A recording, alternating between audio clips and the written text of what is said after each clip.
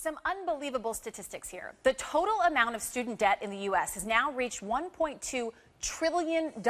And according to Experian Credit Bureau, that's up 84% since just 2008. College costs are rising every year, and now a student loan is almost a necessity these days, even for the wealthiest of Americans. So Ted Jenkins from Oxygen Financial is here to tell us what college graduates need to know, because it's inevitable that they're going to face this. Let's start with the fact that you got to pay it back. What do you need to know about that process, when to begin it? And many students don't know what their grace period is, which is how long you have until you actually have to pay back the loans. Stafford loans, which are the most common loans, are about 6 months of deferment period.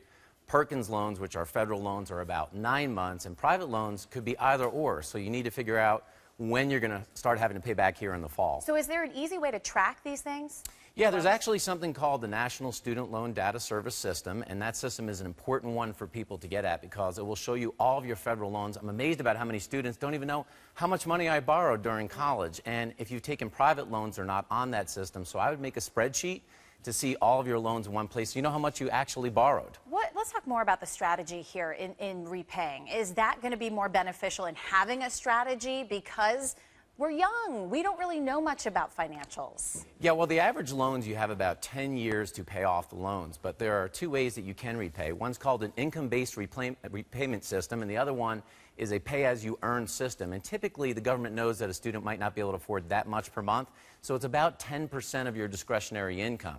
So you want to take a look at what's the right strategy to pay those loans back. Now, if you go to work for the government or for a school or a non-for-profit, you might be able to get those loans where you don't have to pay them off at all after 10 years. You don't have to make any more payments at all. You know, I've had this conversation with some of my friends who are now grown-ups that say, I wish I could go back to when I was in my 20s. I didn't realize how much this was going to get me into trouble. I would have paid it back sooner. Let's put into perspective how important it is to have a plan to pay back your loans. Yeah, sometimes people take 25 years to pay off those loans, but you do not want to default on these loans. Look, if you don't make a payment for 9 months, you could go into default. Here's the problem. One, it can affect your FICO score, and that could affect getting a home loan, a car loan, or even your employers will look at your FICO score now.